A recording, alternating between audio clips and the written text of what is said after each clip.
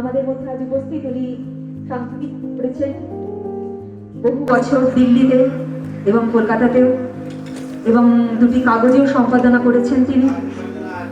বর্তমানে একটি স্যাটেলাইট চ্যানেলের লঞ্চিংয়ে তার বিশেষ ভূমিকা, সেখানে ভাইস প্রেসিডেন্ট তিনি। আমি সুপর্ণা চট্টোপাধ্যায়কে ডেকে নিচ্ছি বিটলের তরফ থেকে তাকে একটি সম্বর্ধনা করার জন্য। আপনারা দয়া করে একটু করতালি দিয়ে তাকে স্বাগত জানাবেন।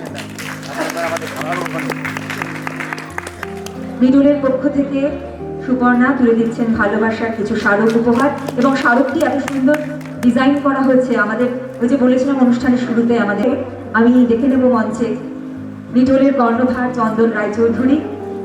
তাকে সবাই একটু করতালি দিয়ে স্বাগত জানান। তার কথা অনেক বলেছি, তাকে এবার আমি একটু তাকে বরণ করে নিই। আমার এটা সম্মান।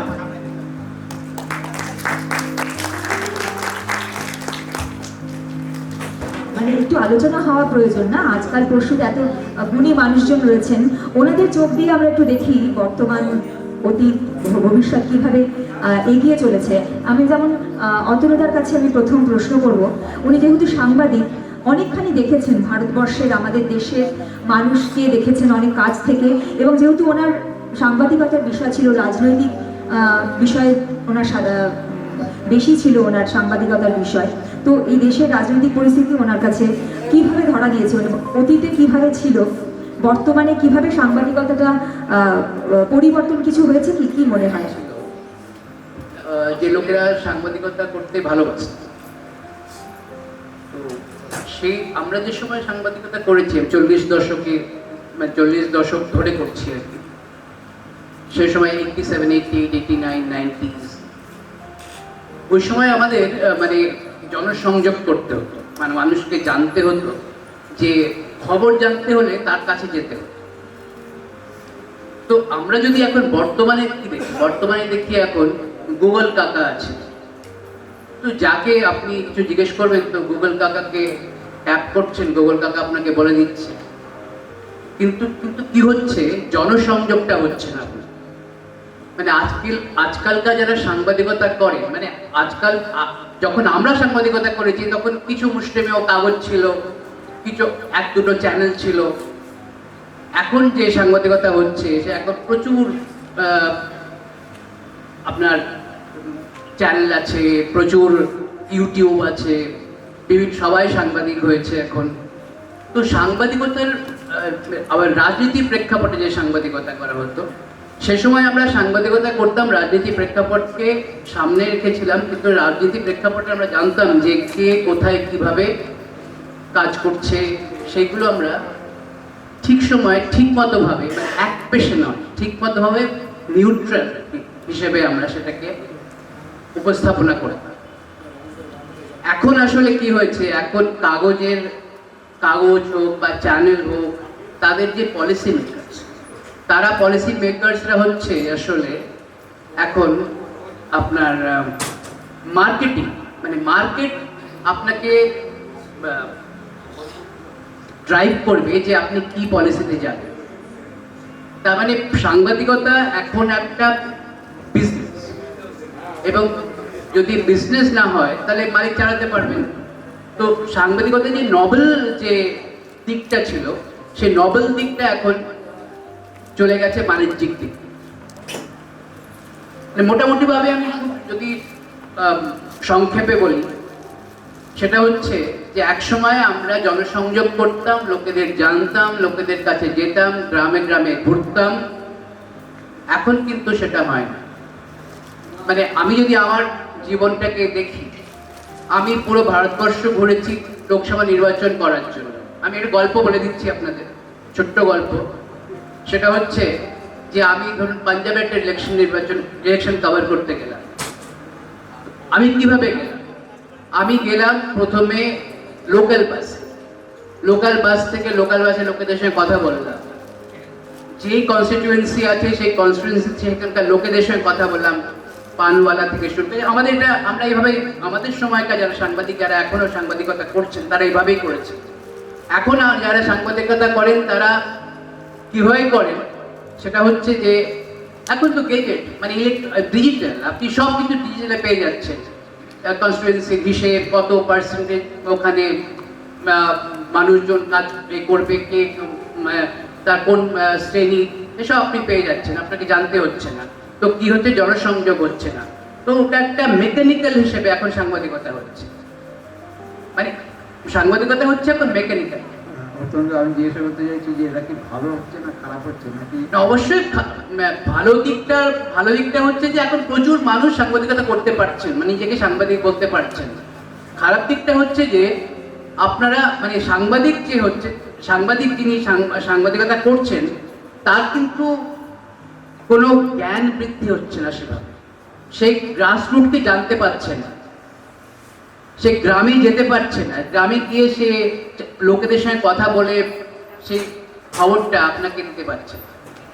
এই ইয়েতে আমার একটা যেটা মনে হচ্ছে যে আপনি আলবার্ট আইনস্টাইন বলতেন যে learn from yesterday and live for today and hope for tomorrow, and the one thing the thing is don't stop questioning. এই যে প্রশ্ন করা, এই যে জানার ইচ্ছে, এই যে মানুষের সাথে যেটা আপনি বললেন জনসংযোগ, এইটা যদি না হয় তাহলে মনে হয় যে কোনো সেটা শিল্পই হোক আর জার্নালিজমই হোক বা যে কোনো শৈল্পিক মাধ্যম হোক বা ললিত কলা হোক বা কোনো রকম আর্কিটেকচার হোক, যে কোনো জায়গায় যদি প্রশ্ন করাটা বন্ধ হয়ে যায়, জনসংযোগ বন্ধ হয়ে যায়, তাহলে বোধহয় কোনো একটা ফ্রুটফুল অর্থাৎ একটা মানে নতুন কিছু সৃষ্টি হয় না। মানে আমি যেহেতু সুরকার চন্দনদা রয়েছেন, উনি নতুন সৃষ্টি করেন, সুর সৃষ্টি করেন, তো আপনার এটা কি মনে হয়? আমার ব্যাপারে আমার একটা বক্তব্য আছে, আপনারা খারাপভাবে নেবেন না। সেটা হচ্ছে যে আমি জানতাম খেলতে খেলতে খেলোয়াড় হয়, সেরকম জানতে জানতে কী হয় সেটা আপনারা বুঝতে পারছেন। আমি ওই জন্য বেশি জানতে চাই না। তো তো ব্যাপার হচ্ছে যে ভালো আর মন্দ আমাদের দুটো সাইডই মানে সাইমালটেনিয়াসলি রান করে। আমাদের মিউজিকের ক্ষেত্রেও তাই। আগে 100টা মিউজিশিয়ান নিয়ে কাজ করতে হতো, এখন একজনই বসে বসে বাড়িতে টুকটাক করে যায়।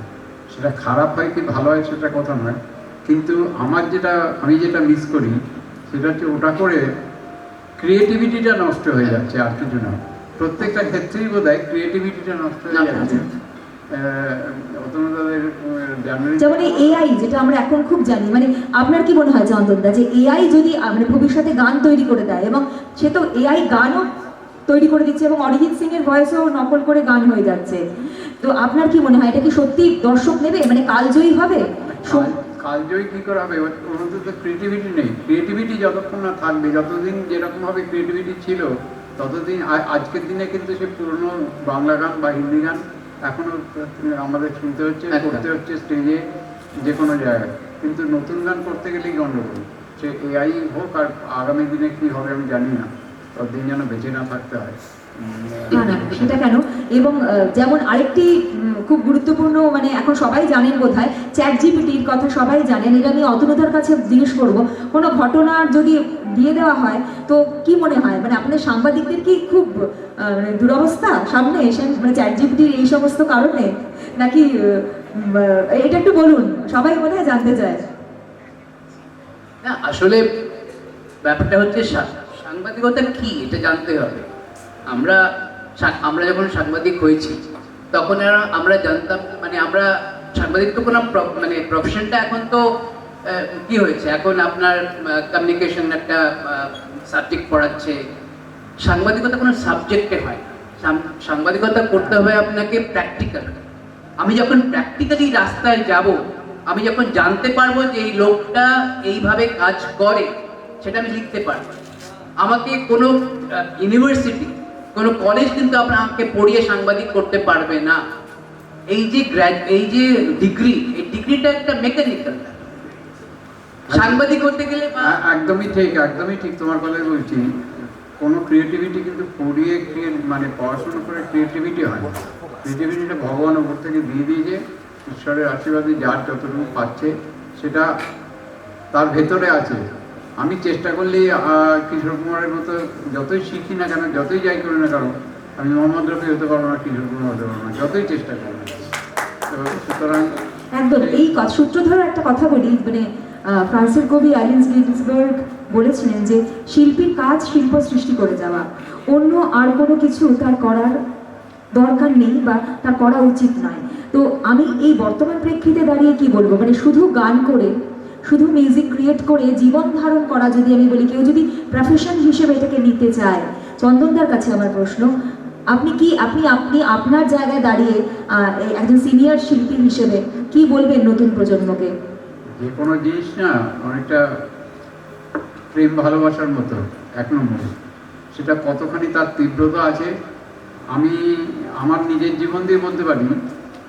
আমি পড়াশুনো করে কিছু করব বলে ভাবিনি, কিন্তু এটা ভেবেছিলাম যে মিউজিকটাই করতে হবে, আর কিছু করব না।